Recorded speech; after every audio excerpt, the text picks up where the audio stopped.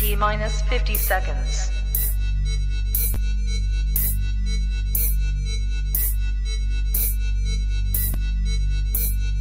T minus 40 seconds.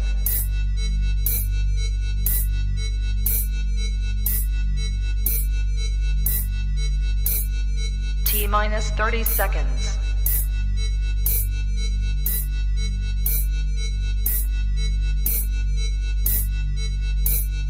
T minus 20 seconds.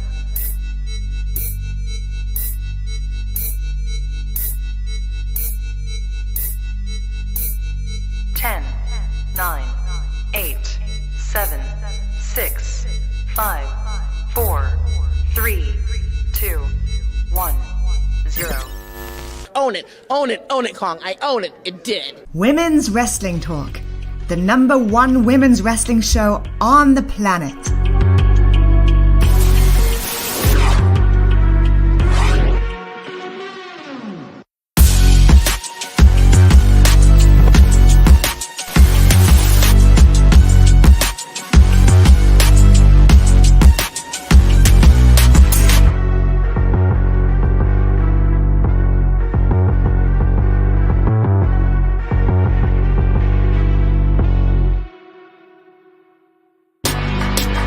Women's Wrestling Talk, the #1 women's wrestling show on the planet. Hey y'all, welcome to Women's Wrestling Talk, the #1 women's wrestling show on the planet. My name is TK Trinidad, and you are watching WWT Live, the Monday edition.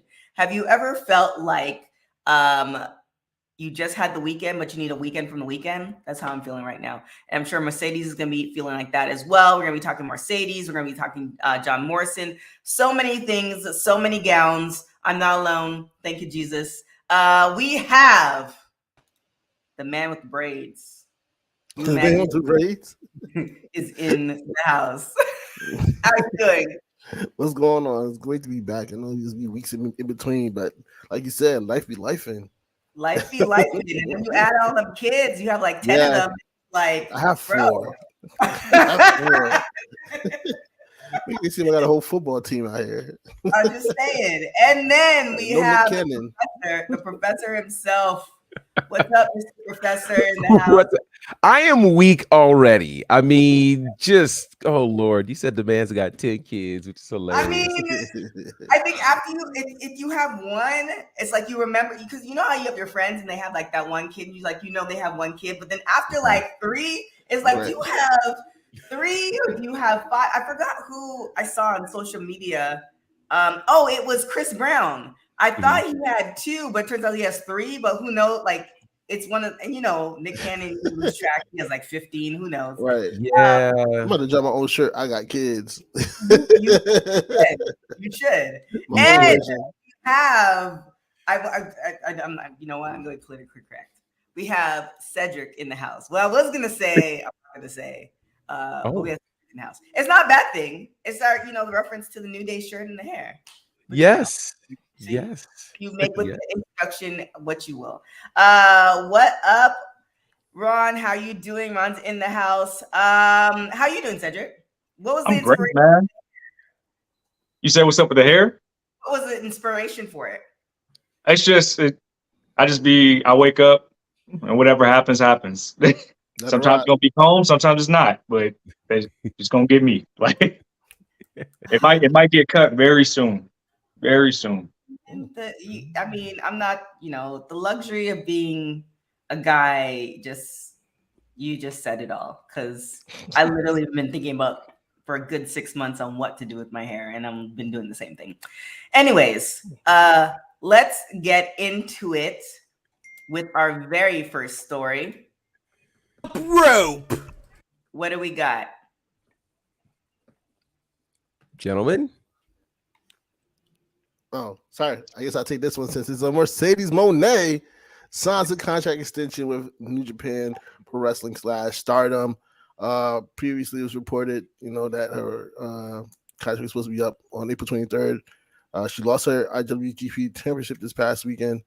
But it seems like she'll be continuing because during the press conference, she said she will be at New Japan Pro Wrestling Resurgence on May 21st. So it's interesting to see how long this relationship is going to last. between Mercedes Monet and New Japan Pro Wrestling. If you pay attention to her social media, you also see that she's also been searching to buy a house or an apartment or something.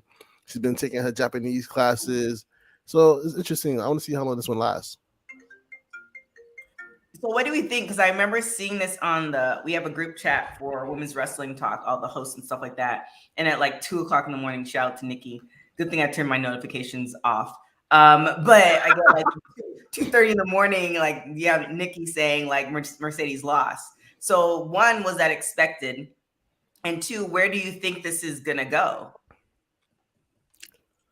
I don't think it was expected that she lost, but I think it just leads to, we talked about the history making. It's going to be other angles and storylines she can be a part of to help not only boost her brand overseas, but also like help elevate more women. Sometimes there's more to be said about the chase rather than just being the champion. So I think we're going to see a lot more, and it's going to start in Long Beach because she's going to sell out the Pyramid. Like, I used to go to the Pyramid as a kid, to go to the gym down there. Grew up in Long Beach. She's going to sell out the Pyramid easily. Mm-hmm. I think it was discussed amongst a few people that they was expecting Mercedes to lose, only because they see her going into a program with. I don't follow Stardom very closely, but Tam, like, there's been like teasing between those two already before she even lost that match. So that's why everybody's like, seeing that's where her next road may be leading to. Like you said, building up the division all around, not just in one area. Well, we'll see what happens. What do you say? Yeah. No, I was going to say it's all very interesting. I mean, when we talked about it last week, one of the things that we were fairly certain of just by deductive reasoning is that there's no way she's leaving Japan now. There's way too much for her still to accomplish for her to just be out after 3 months. And so with the, signing of the contract extension, I mean, I'm not surprised by that. I think the real question now is, okay, what will they have her do without the championship? To me, it makes sense to still have her as the champion because there's still a lot of attention that's still being garnered by her being there as champion from an international perspective. So it'll be interesting to see what happens in these next few months. Obviously, she's going to sell out in Long Beach. I mean, that's kind of a no-brainer. And any other space she does in the United States, she's going to sell out because people know they can't readily see her as they once did, weekly on Raw or SmackDown. I'm intrigued to see what the rest of this run's going to look like for her, but I do think we're going to see her in Japan to some degree, at least through the end of the year. I also feel like we forget, like, Forbidden Doors around the corner, and there's a lot of things that people want to see her do at Forbidden Door as well, and the relationships that New Japan has with other promotions in the United States. So it's a lot for her to still do in New Japan and other promotions altogether. Was it me, or has she been like very active on the Twitter this past weekend? Yeah, like, very active. Like more notable than usual. Mm-hmm. She has. Yeah, very. Well, I mean, she. You know how much I could say. I mean, it's business too. Like what she's doing. She had a match, all the things. So, I mean, there's reason for her to be active. Like, I feel like anytime her, and I'm actually going to jump in with this story because I don't even think I've included it. Her and Trinity post on social media, it always becomes trending on Twitter, which leads me to this story. I actually got permission to actually talk about it. I spoke to Trinity on the phone a couple of days ago or something like that. And there was a post that was saying the reasons why she didn't join or she wasn't signed to New Japan Pro Wrestling was money. That is incorrect on so many levels. This is coming from, and, for you guys who follow me, for a while, like, I go hard for Trinity. And I tend not to speak on a lot of different things, but this is coming from her as far as being false. And this also goes to, I think we've talked about this on several occasions, so I won't go on the whole tirade. Lucky for you, Cedric, you haven't heard the whole thing, but it just goes to journalism and stuff like that, like journalism 101, and we've gotten far away from it. You see a lot of articles talking about people when you can literally contact the person. And if the person doesn't say anything, you can actually say the person declined to answer. But you Right. look at a lot of these articles, it doesn't say nothing about contacting nobody. And the funny thing is, where we are in society, there's so many ways to try to contact. Twitter, DM, all the things. So as far as I feel like it's painting her in not a great light, like she thinks that, she deserves, how the article's pinning it, like she deserves all this money and all the things, and that is all incorrect. So just an FYI with that, if you read the story, I think a lot of people try to put her in a certain light for whatever reason, and it's just all BS. So you can just quote me on that. With that being say BS. with that being said, what's our next story? What we got next?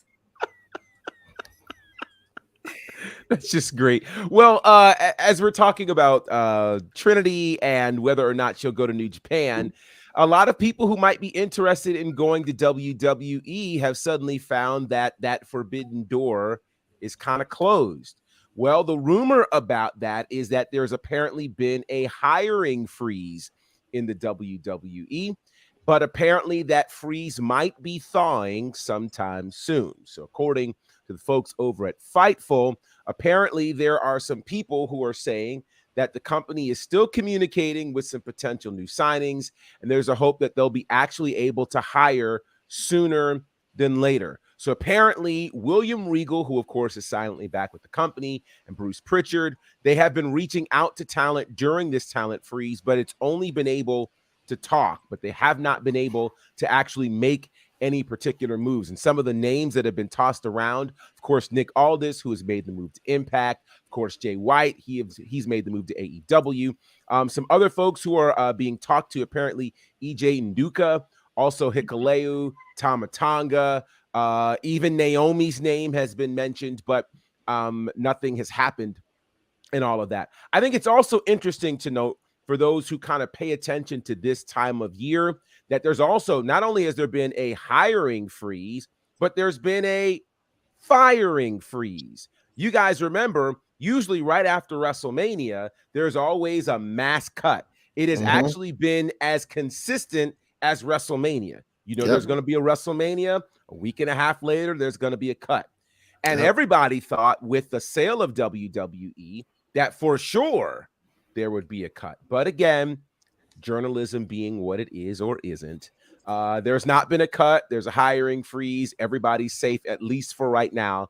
So yeah, interesting times, which makes things get even more interesting once this freeze actually thaws, to see who actually will make their way over to WWE.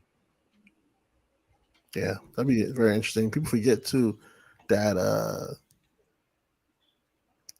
Kota Ibushi is still out there. He still has to decide where he want to go. There's a lot of folks out there. It's interesting. I don't know. I mean, Kota has mentioned, of course, his whole thing is he wants to be able to run a school and all of those things. So I don't know how much interest at this point he would have in either space, or vice versa. How much interest that they would have in him, but we'll see. I think, again, a lot is going to be coming into play, certainly as we watch this week unfold with WWE and the upcoming draft. The draft. Yeah, I think that'll actually set the stage for a lot of what we can easily probably see the tea leaves of what will happen once we figure out what's happening with the draft. I think I read something earlier today that Roman hasn't actually appeared on TV in like 20 days. So, and counting, a lot of things will start to make sense after Friday. Yeah. Do we need more talent signed? Like I want people to get money and have jobs, trust me. And I'm, as more of an avid, no shade to the men, but I really watch women's wrestling. Like, when the guys come on, it's like, all right, like popcorn break, no offense. So, with women in particular, like, do we need to sign more women? And if we just take WWE, the fact that we have this pipeline now where we have NXT, but then we have a whole bunch of people that we don't see on NXT that have been signed from college, etc. Do we need more people when you're not really using your whole roster, barring, of course, injuries, to its full extent? I think you can say that about any promotion at this point. Like they're not using their women's division to the fullest extent. It's not just WWE. And it has to be something that I don't know. They have to address it somehow, some way. I haven't been like you guys. I don't really follow WWE's product recently. Like probably watched the last 2 weeks or so because I had to do podcasts and stuff. But it seems like every promotion has taken for like they were in it and then they're like, all right, let's just go back to the old ways. And it just sucks to see because there's like you said, there's a lot of people backstage that are not being used properly. So it's in general like yeah, you can hire more people, but you got to find places to put these people as well. You can't just be hiring people just to be hiring people to keep them away from the competition. Yeah, that's part of what it is. Keep people away from competition. I don't have a problem with more people getting hired. I think there needs to be more marketing behind some of those shows that the casual fan doesn't watch, like NXT Level Up, Wednesday Night Main Event. If there was more marketing behind those shows. Hell, there was a time within the past 6 or 8 months where people were putting on some bangers on Main Event, like, and it was going over a lot of people's heads. There's more marketing behind those shows, even on a social media standpoint. A lot of those people that we want to see are helping elevate talent on those brands, and they're actually getting the reps that they need. We'll see. There was a comment here because we were just talking about Naomi. It has been updated, guys. Oh, whoops, that's the old one. No, that's the new one. That's the new one. It's been updated. Oh, so Trinity, Solo. Oh, you added Fatu, Jacob Fatu. Ooh. Yeah. Ooh. So I like it. I like it. Oh, dang. We have to talk about that offline. Okay. If she does come, like, that's what I want to see. But, we don't. Yeah, but how long is the dynasty really living? Because at this point, I feel like everybody about to turn on Roman. Solo seemed locked into me. Like, Solo is definitely locked Solo's in. locked in. Yeah, but you think he's gonna pick his cousin over his brothers? Like, that's what makes it. You don't pick the money. That's what makes it. That's what makes it good. So we're gonna take it out of the box.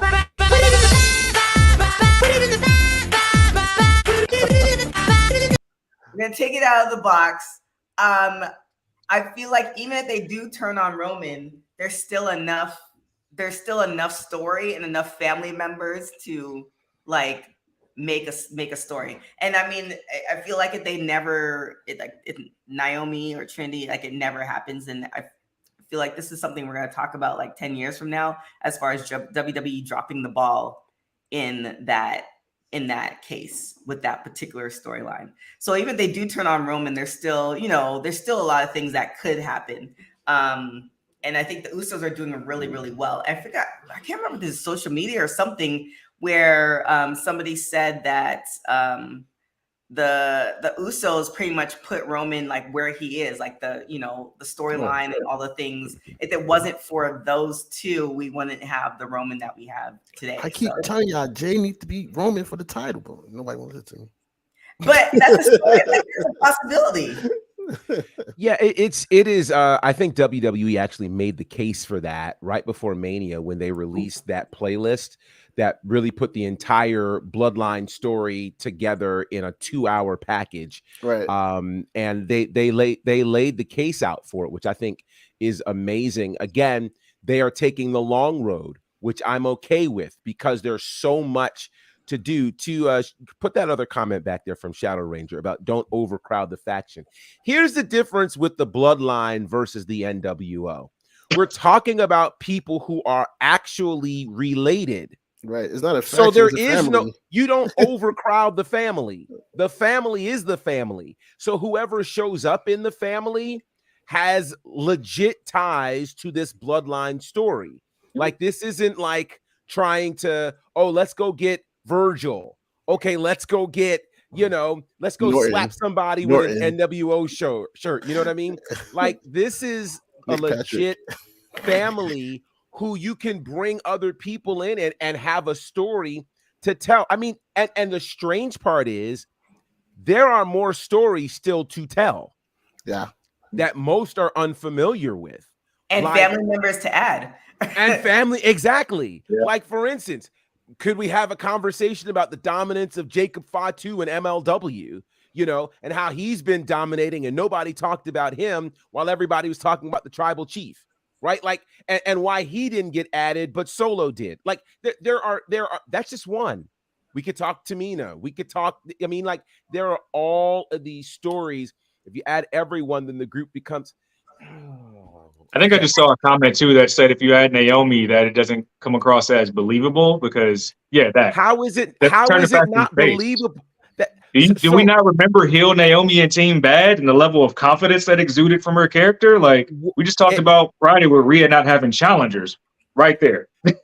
Well, and it's also forgetting, heel Trish, people are so I think this is actually kind of the beauty of this, that because so much content is being put in front of us, the memory of the wrestling fan is no longer like an elephant.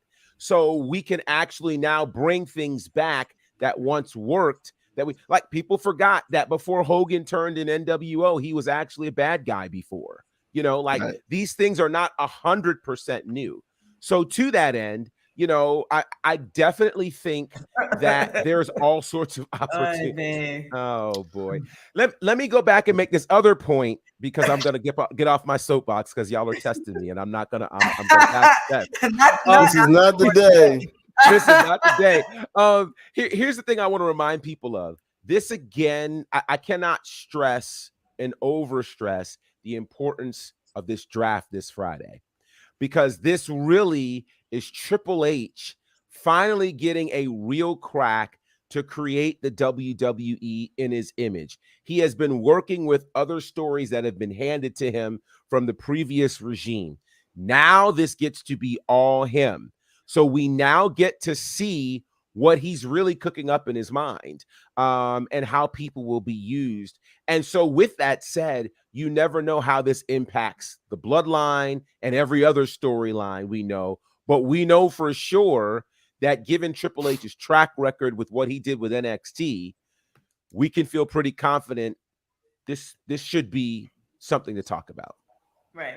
And with the bloodline, as far as like too many, it's like it doesn't necessarily have to be all 10 of them come out at the same time. They're about like, to kick people out. Yeah, it's just like who your association with. Like that one family where they had the 10 kids and now the kids had kids, and it's just like you don't want to mess with the one because everybody's gonna come, like Pookie and them, plus Pookie, little Pookie, and all them. So it's one of those situations. It's the family that never ends. Yeah, 100% as far as Naomi being part of it. You're entitled to your feelings, but at least you could try. That's all I would say. For all the things that WWE has tried and it's failed, I mean, they've been successful in a lot of things, but they've tried certain storylines and they failed. The least you could have done is tried it and say, okay, this doesn't work. Like we gave you guys this, it doesn't work. We can move on. But they never tried it, even when they had, Naomi in catering forever. So it is what it is. So with that being said, do we actually want Naomi to come back to WWE, or do we want Trinity to be out here like flourishing on her own? I'm gonna not say anything. Cedric. It's a question. There's a lot of like matches she can have on her own in other companies, but I feel like I don't know if I can put more trust in other companies to elevate her like we see Mercedes being elevated. I would still like to see her come back to the company because there is a depth of storyline that's already there. But it's been there and they didn't use it before, so make them think they're gonna use it this time. I'm gonna tell you why, because we have a new. Thank you. Do we? I'm passing the test today, Lord. I really am. We? I am. Okay. I am. All right, next story. I like the story part. I am. Yeah. But I'm gonna drop this one other thing. And here it is. Please, ma'am, please, sir. Don't ever tell me that my wife can't be a part of what I'm doing. You can't tell Jimmy Uso that his wife can't be a part of what he's doing. There are moments we might not see a whole lot of storylines between Montez and Bianca, but rest assured, there's going to be interaction between the two, and it's going to be caught on camera. You know, he's going to come out and cheer his boo. She's going to come out and do something to acknowledge. So I think, you know, it's almost unfair in a company that now clearly acknowledges spouses. It's unfair to ask one spouse to deny their spouse. That's unfair. Especially when you did a whole reality show about it. It's like, right. We already know. So they get a lot of leverage by working into what we already know. Man, so much more to say, but we're gonna I passed.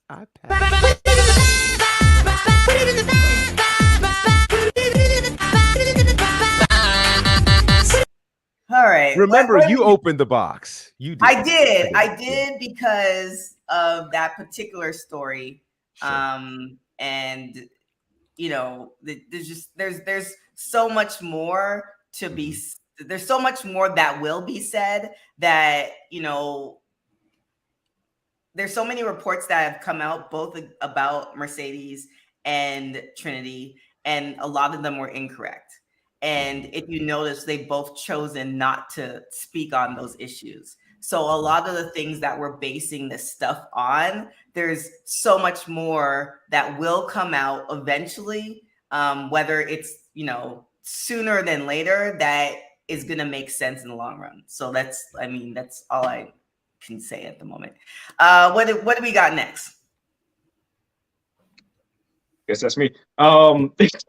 John Morrison been in the news cycle lately. He's been chirping quite a little bit. If you know John, he won his first professional fight in boxing a couple weeks ago, April 15th to be exact. But he was recently on the MMA Hour with Errol Owani, looking for all the smoke for all these top influencer fighters, namely KSI, saying that he knows how the fight would end up, that KSI would get knocked out. He'll get the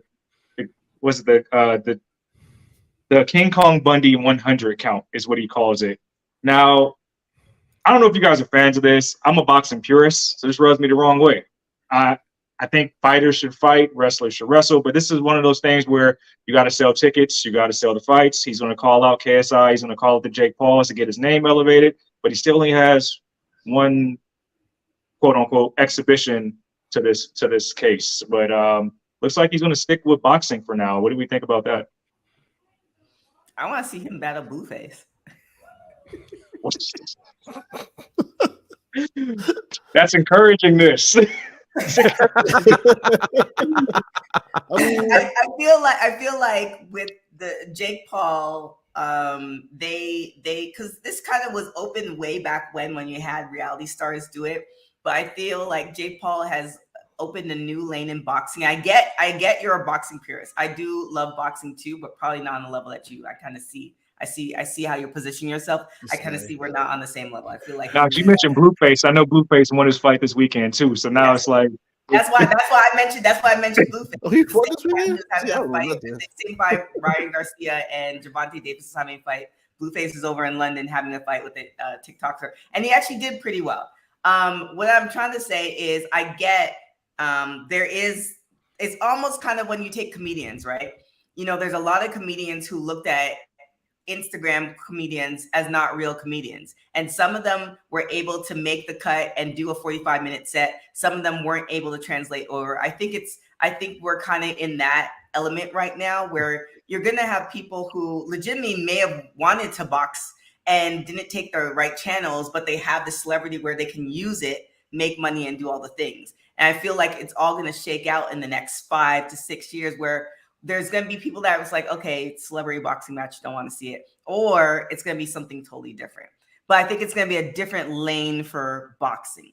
Like, I feel like you're going to have boxing the traditional way, and then you're going to have the celebrity boxers where you're going to want to see, like, I mean, I kind of want to see a Blueface and John Morrison. Like, I kind of want to see what that's going to look like. Like, what does, you know, so certain celebrities, they're getting in the ring and I want to see it. Some of them I'm just like, I'll pass. So that's my feelings on it. Will I pay, I don't know, was it $59.99 or $75 or $110? Who knows what the pay-per-view rates are now. But will I pay to see it? Probably not. I know he want to respond, so I ain't saying nothing yet. Oh, okay. I mean, That's why I ain't saying nothing. I like your argument. It's just that this is the worst era for this to actually go down to me, because everything is under a microscope. We talk about Melo putting people on shirts. People become memes, and there's no coming back from that. You can't go back to your former celebrity once you get knocked out in front of millions of people. You can't. They're going to keep bringing it up time and time again. So it's tough for me to want to see guys really try to play the sport of boxing. And now, I do agree. There are some matches I would want to see, but not like influencer or wrestler. Like Chris Rock, Will Smith should have happened by now. If you was going to profit off all that, you should have did that. But I don't know. If he's going to take it serious, then I want to see it. If he's going to take it serious, and this is like I'm saying, he's not going back to wrestling. He's like, hey, this is my career now. This is what I want to do. There's a lot of money you can make in boxing, so I'm not saying it's a bad thing financially. You can make a lot of money doing that sport. In my case, I kind of understand where Cedric coming from, because it's the same thing with wrestling. Right, I'm not a big fan of the like you say, social influencers hopping in the ring, like the match between, is it Logan Paul? I don't know, one of the Paul brothers that went against Roman. Like, to me, it's just like Logan. Yeah, Logan. Yeah, okay, I'm right. Him going in the ring with like Roman and like actually having a match, like that's like, to me, it's like it makes your roster kind of look bad a little bit. Giving him a title shot off the back, you know what I'm saying? Things like that. I understand you want to bring your audience there, but I feel like there's certain like pairings that should happen. Like, but you shouldn't. It's just weird. Like when you go into that space, and that they still need to figure it out, I guess, because then you're just jumping people in line. They come in. I get it. He's training for it. He's athletic for it. But you got to think about it. I want no David Arquette the situation happen again. You know what I mean? But that kind of hurts the business in the same sense. So I kind of get where Cedric is coming from with that. Your mic is off. You're muted, TK. It's different though. It's not Javante Davis with John Morrison. Like, you're not having. I mean, you had Floyd do a couple, but Floyd has already established his boxing record. Like everything else after that was just exhibition. Right. So I understand where it's like, okay, you with WWE, you had, now I'm forgetting Jake Paul, like doing it, that, definitely rubbed a lot of people the wrong way. But you're having influencers and celebrities go against each other, like not necessarily challenging, like, a Manny Pacquiao or whoever. Well, Manny Pacquiao's in a different lane. He's kind of the same lane as Mayweather. Maybe you can help me, Cedric, with it as far as the current boxers. It's not like it's like current boxers. To be fair, Jake has actually tried to step on those toes and call out those bigger names. I won't count Floyd because Floyd's retired, but he's tried to call out like legit fighters. Now, that's my fear, is that it'll get to that point. It doesn't even have to be a top 20 fighter, is what I'm saying. Okay. Like a bottom 25 fighter is washing a lot of these guys, and they just might not have a known name to like get pay-per-view buys and stuff like that. I get it. Mr. Professor? I like this concept of getting like a celebrity league almost, where celebrities would battle each other. Like, I'd actually be cool with that in wrestling, because like that would match? Yeah, like the celebrity death match type of thing. Though it wouldn't be a death match, but I get what I remember that show. You know what I mean? Like, I think that would be pretty awesome. Absolutely not. Oh wow. His face is just like, oh wow. Continue, Mr. Professor, and then we'll have that's your answer. Yeah, I think that would be a cool thing. I mean, I was not a fan of Logan Paul against Roman Reigns. I just think that was just one of those spaces of, not respecting the championship per se.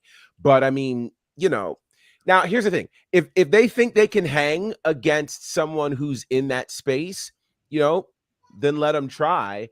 But I think it then becomes incumbent upon the person who is germane to that sport to be able to kind of stand up for their sport. Right. That's, now if they don't, that's a whole nother story. But it's very interesting. The scary part is when someone like a Jake Paul or a Logan Paul do well in those spaces. Like, what is the statement?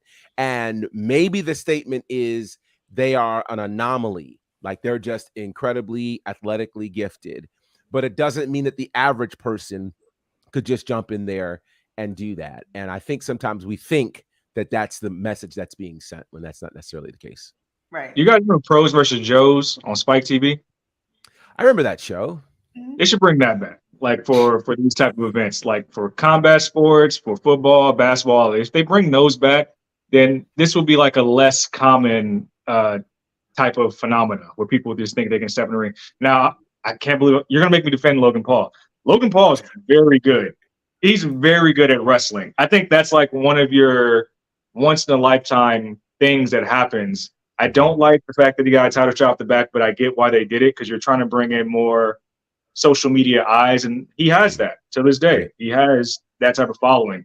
My thing is when it becomes like does he? You can kind of argue he has like a Brock Lesnar type of contract. He got like the contract that you get the 4 spots a year, you're a big name, and now he's one of our celebrity matches at Mania every year. It's like that's what I don't want to see that trend. Like I'd rather see you be in active storylines if you're going to continue to do something like this. Right.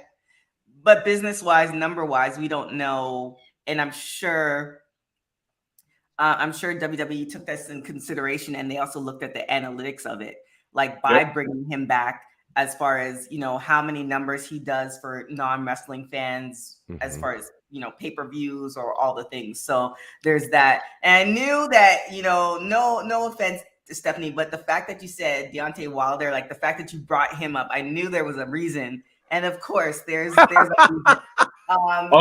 Okay.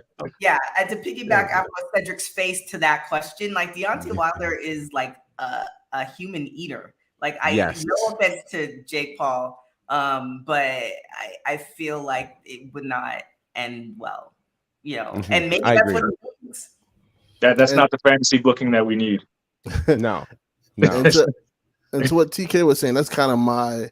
And this is kind of off topic a little bit, but that's kind of my fear of this Endeavor contract signing between WWE and UFC being in the same company, is that whole cross promotion thing where I feel like they may try to introduce different, fighters between the two programs, and they might look at WWE a certain way where they be like, all right, we can send you guys here from UFC to get your foot in, and that's what my fear is with that whole signing is like, I don't want too much of that happening because we've seen what happened with Ronda.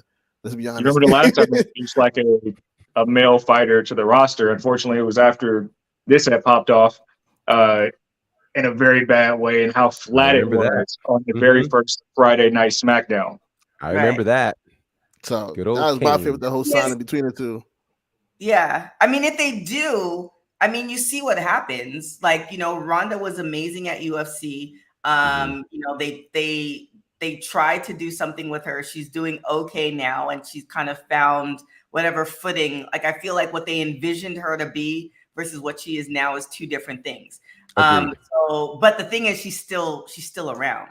Like there have been people who have come from different facets, whether you're just trying like to make it in the WWE, AEW, or any essentially like just to make it period on so many different levels and have the wrestling community be behind you takes a lot. Right. So they can try it, but if we don't like it and then that person's not making money or they're not doing their job essentially, then it's not going to work out. But it's the numbers thing, like you said. If they're going to bring in numbers, they're going to sacrifice whatever product they get in the ring for those numbers, I feel. Well, I'll say this. I think at this point now, we have to start considering these are billion-dollar decisions, okay? So when it comes to billion-dollar decisions, they're going to put a lot of thought and effort. And I mean, if we think about it, in terms of cross-promotion between who has been both successful in the world of wrestling and in the UFC, there's really only one person, Brock Lesnar. Oh, no. That's it. I mean, look, we can look at folks who've come from UFC into WWE.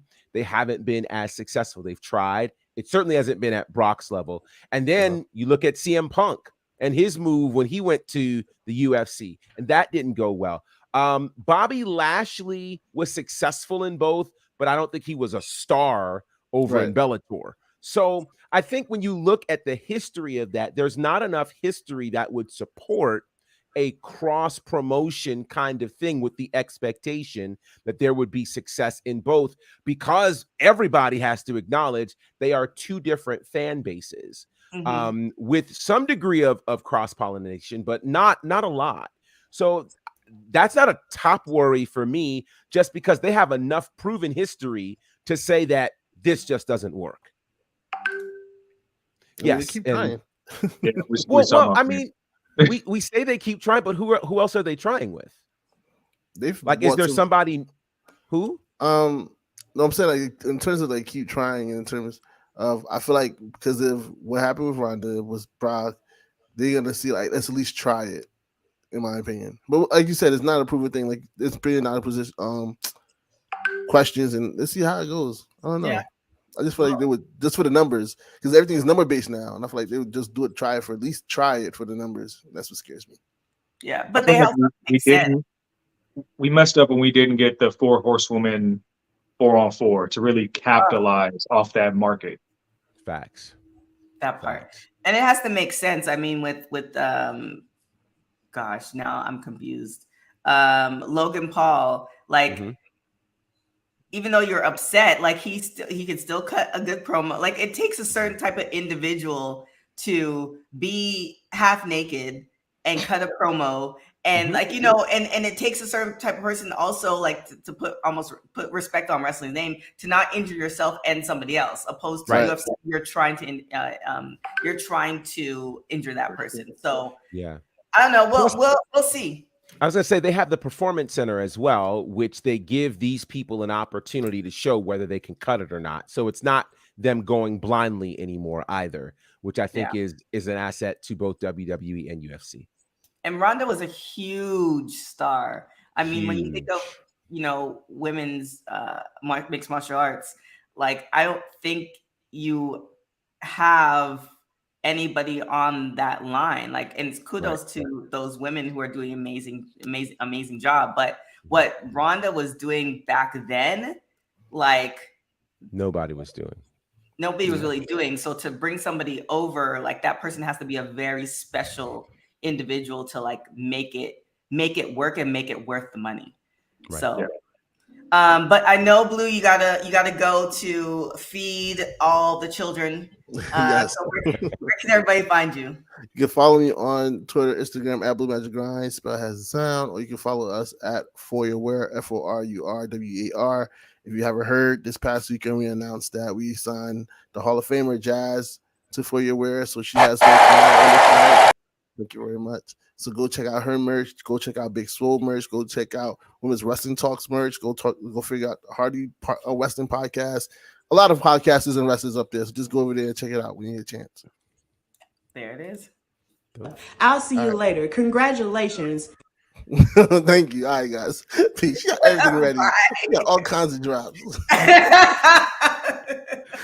That thing takes me out of here. I mean, it is what it is. All right, Blue. Have a good one. All right. Let's get these wrestling facts real quick. It's wrestling facts. Yeah. All right, let's run through this. 1983. Wow, lots of us weren't born in 83, but something interesting happened, and I'll tell it, and then I have to kind of set it up. But Nick Bockwinkel had lost the AWA World Championship to Hulk Hogan. So it seemed like Hogan was the champion, but on this day, which is 5 days after that match, he was stripped of the title because of his use of an illegal object. Now, here's the thing I have to tell people who don't quite, wrestling today isn't like it was in 83, where today everything is live and they'll do things in the spot, in the moment, or whatever. Back then, they would tape things, and by the time it aired, they would turn around and, somehow fix it or what have you. So in this case, that's what happened. The match happened 5 days before it aired.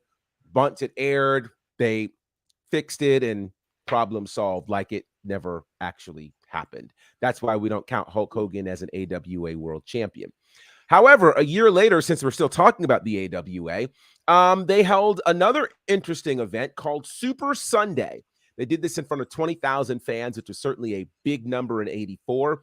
And on this one, ironically, it was Nick Bockwinkel defeating Hulk Hogan to retain the AWA World Championship. And in this match, also it appeared that Hogan won the championship. However, some reason the decision was reversed. That seemed to be a really popular thing all the way back then. All right, going to this day in 1989, Vader, who was known as Big Van Vader in New Japan, defeated Shinya Hashimoto to become the IWGP World Heavyweight Champion. He did this at the Tokyo Dome in Japan. The other big event that happened on that night in that building was the New Japan debut of Jushin Thunder Liger. Happened on this day in 1989. Moving to 1991, the WWE had a UK event called UK Rampage. It has been a long-standing tradition with WWE to head over to the UK shortly after WrestleMania. And so this was their Rampage event. Took place in London. It was a pay-per-view that was only available in the UK. The main event was a WrestleMania rematch that saw Hulk Hogan retain the WWE Championship against Sergeant Slaughter. Of course, that was the main event of WrestleMania 7 about a month prior. Moving to 1994, again, this whole era of live versus taped.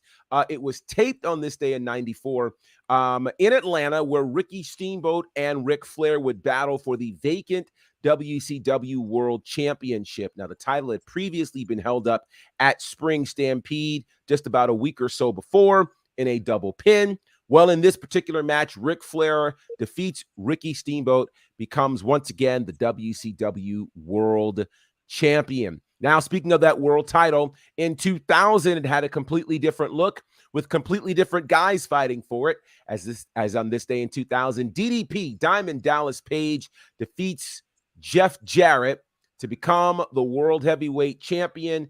This happens on Monday Nitro. It's live and it's inside of a steel cage.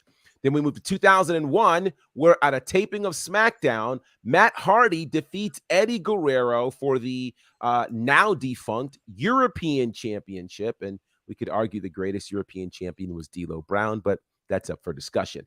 On that exact same day, Johnny Valentine, a WWE Hall of Famer, passed away. He was the father of Greg the Hammer Valentine, and he had held the U.S. Championship, had great rivalries with Bobo Brazil and Buddy Rogers and Harley Race. Interestingly enough, he was also involved in that infamous plane crash that took place in 1975 that broke the back of Ric Flair. It caused Johnny Valentine to actually retire from wrestling, as he had a broken back from that plane crash as well. Moving to 2005, on this day, TNA Lockdown happened for the very first time in Orlando, Florida. And this was the first time that they had done a pay-per-view where every match was held inside of a steel cage. And they had some unique steel cage things happening in TNA. At one point, they had kind of like a dome, which is kind of wild to see. But the main event of that lockdown saw AJ Styles defeat Abyss. And last but not least, speaking of TNA and Impact, in 2018, when most wrestling was live, Impact was still taped. And so on this day in Orlando, Florida, Austin Aries defeats Pentagon Jr., now known as Penta El Cerro Miedo, and he's gone through many other name changes. Austin Aries defeats him for the Impact Wrestling World Championship. Here's the problem. Today's April the 24th. The match doesn't air until May the 31st. An entire month later. That's the streets that Impact was rolling in. These days, they don't quite go as long before they release new content on their TV show. But yeah, that's a look at your vintage wrestling facts.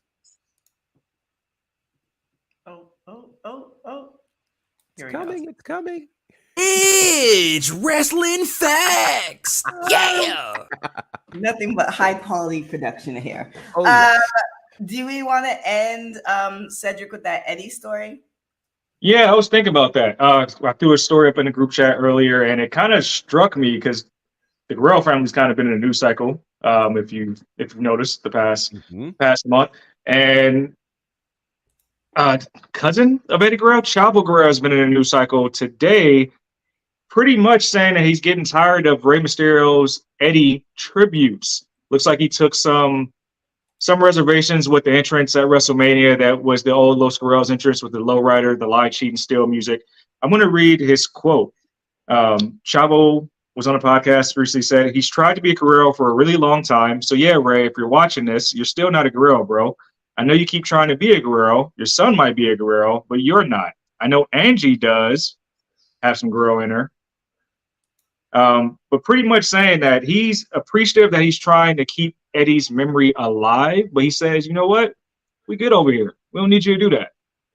Do you guys feel like Ray is, I can't believe I'm about to utter this. Do you guys feel like Ray is trying to profit or elevate the Mysterio name off the Guerrero name?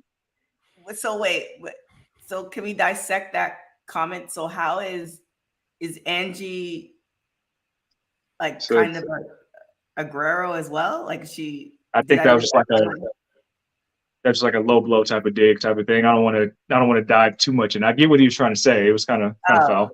Okay, it's a little on the shady. I just wanted. I didn't want to.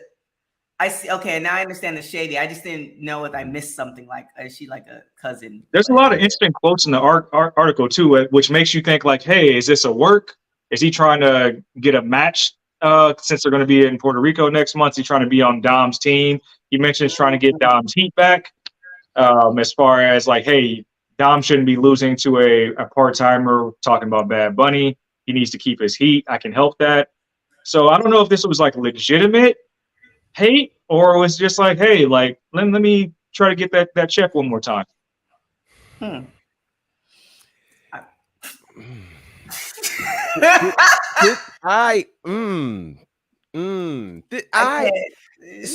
here, okay.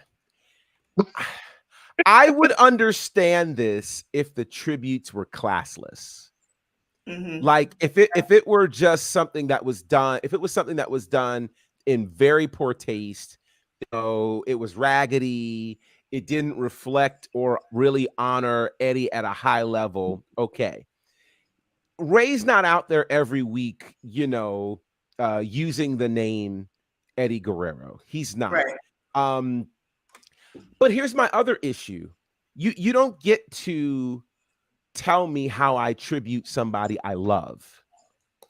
This isn't like a casual, random wrestler who had no relationship to Eddie, but is just trying to, like this man has really, he's talked every time he speaks of Eddie, it's with extreme respect. And honestly, I feel like Eddie Guerrero was not properly appreciated while he was living. I think when he got his world title shot, it was a good move. I wish he had a second opportunity at the world championship. He certainly was riding high when he passed away. And I think because of that, WWE and everybody close to him really worked to ensure that, that name was elevated. I think somebody mentioned in the chat that Chavo benefited from the elevation of Eddie. Anybody connected to Eddie Guerrero within, I'd say, 1 to 3 years of his passing directly benefited from Eddie Guerrero and how much WWE mentioned him. From Rey Mysterio winning the Rumble to the World Championship to all of the high-profile spots that Eddie got. My God, they employed Vicky Guerrero for years, after. So should they not do any of that because they love Eddie and because I don't like this. And if it's a storyline, it's bad. Yeah, one of the quotes that stood out to me is Chavo saying that he's sorry that nobody knows who Rey Mysterio Sr. is. And then he goes on to say, is Rey Mysterio Jr., nobody knows who he is. I'm sorry you have to latch on to the Eddie Guerrero family. And we're just kind of tired of it. That's what made me kind of think, like, this might be storyline. It's kind of poorly done. But at the end of the day, dude, WWE doesn't need Chavo Guerrero to push this Ray versus Dom storyline. I feel like that would just be like a blip or a moment. It wouldn't add a layer to anything. Right. Yeah, we'll see what happens with that. Touchy. All right. Messy. Especially after my man just got put in the Hall of Fame. That's messy. Right. It's Yeah. true. Well, with that being said, that brings us to the end of WWT Live, the Monday edition. Cedric, where can everybody find you? You can find me on the socials, Twitter at says, that's CEDD_SAYS, and on Instagram at Said is the Answer. Also follow my articles. I write for dailyddt.com. And Mr. Professor, where can everybody find you? You can find me at Bonnerfied on all of the social spaces. You can check out my commentary work with Southern Honor Wrestling on IWTV. Had a great 1-year anniversary for Battle Slam last night, and you'll be able to check that out once that hits Fight TV. Also, the latest Student Showcase number 9 is available right now for the Nightmare Factory on YouTube, doing commentary on that as well. Of course, you can check me out here at WWT Live every Monday, Wednesday, and Friday. It's so funny that I create stuff and then I forget to do it my damn self. We got so many shows, folks. You need to check it all out. Hey peeps, TK Trinidad here, boss lady of Women's Wrestling Talk. And I want to say thank you so much for watching, because you've got millions of options. Plus, you don't have to worry about sharing your password to check us out. But while you're here, hopefully you know we have so many more shows to watch, like Turnbuckle Glam, Raw post-show, WoW post-show, AEW Dynamite post-show, Women's Wrestling Army post-show, NXT post-show, Impact Wrestling post-show, AEW Rampage and SmackDown Live post-show, On the Scroll, ROH post-show, WWT Live, plus all of our interviews with the hottest women's wrestlers in the game. Make sure that you like, comment, and subscribe. Check out our website at www.talkpod.com and follow us on all social media platforms at www.talkpod, and make sure to spread the word. That means send this to the group chat. Yes, even the person with the green bubble. Thanks again so much for watching Women's Wrestling Talk, the #1 women's wrestling show on the planet. Ciao for now. All right, folks. Well, all the things was just in there, so you can check all that out. Make sure you follow us. You can follow me on everything at TK Trinidad as well. I've been seeing some comments. Some people have some issues with some of our shows, and I mean, no news, or is it no news is good news, or bring on all the stuff. However, if there is issues, I'll see you later. Congratulations. ciao for now, y'all. Women's Wrestling Talk, the #1 women's wrestling show on the planet.